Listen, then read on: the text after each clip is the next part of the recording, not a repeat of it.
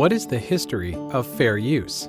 During the first century of copyright's existence, the courts repeatedly emphasized the public's right to knowledge and learning over the property rights of authors. As the judge in KOPPEL v. Downing noted in 1897, the primary object of this provision is to promote the progress of science and the useful arts, thereby benefiting the public, and as a means to that end and as a secondary object to secure exclusive rights to authors.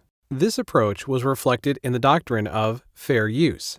As outlined by U.S. Supreme Court Justice Joseph Story, fair use allowed others to use a portion of a copyrighted work if doing so served the public interest. Justice Story did not say how much of an original work could be copied, and the limits are still unclear today. Instead, Justice Story outlined two considerations for distinguishing fair use from infringement. The purpose of the use. Was it for commercial gain or public benefit?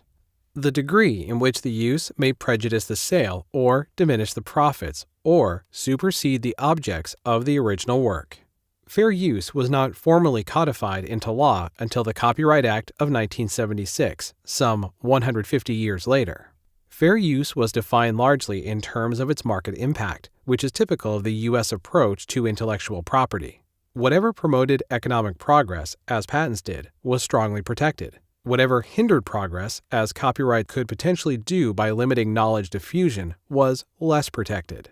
The courts tended to view copyright through the lens of public interest in other ways as well. In order to be granted protection, copyright holders had to give proper notice of the copyright, deposit copies of the work in the appropriate district court, register the work with the U.S. Copyright Office, and renew the copyright when required.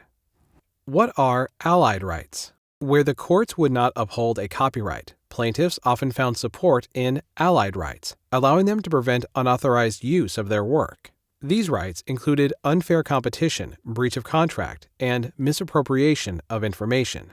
In 1907, E.P. Dutton published a series of Christmas books that another publisher photographed and sold as its own at lower prices. Dutton did not have a copyright to the series, so it sued the competing publisher for misrepresentation. The court in Dutton v. CUPPLES ruled that Dutton had a right to the look and feel of its original series.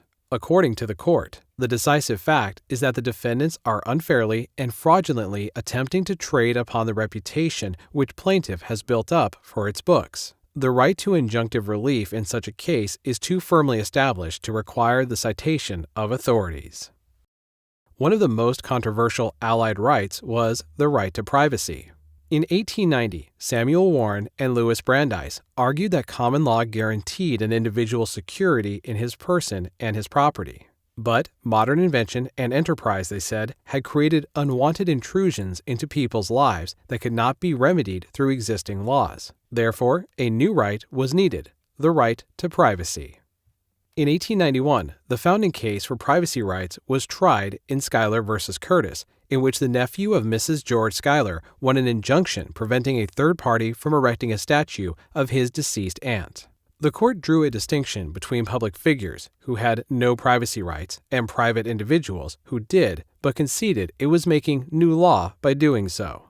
It is true that there is no reported decision which goes to this extent in maintaining the right of privacy, and in that respect, this is a novel case, but the gradual extension of the law in the direction of affording the most complete redress for injury to individual rights makes this an easy step from reported decisions much similar in principle.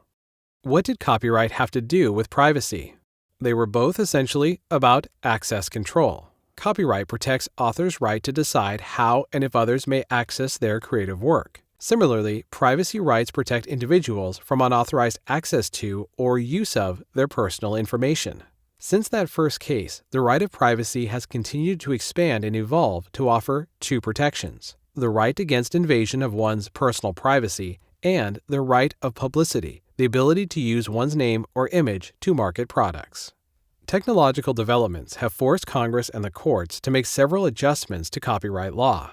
In 1831, for example, Congress extended copyright to musical compositions, but it wasn't until 1909 that Congress revised copyright law to grant composers the first mechanical reproduction rights to their compositions. And although photography could be copyrighted by 1865, a lower court still invalidated Thomas Edison's copyright of a motion picture in 1903, though that decision was quickly overturned by the appellate court.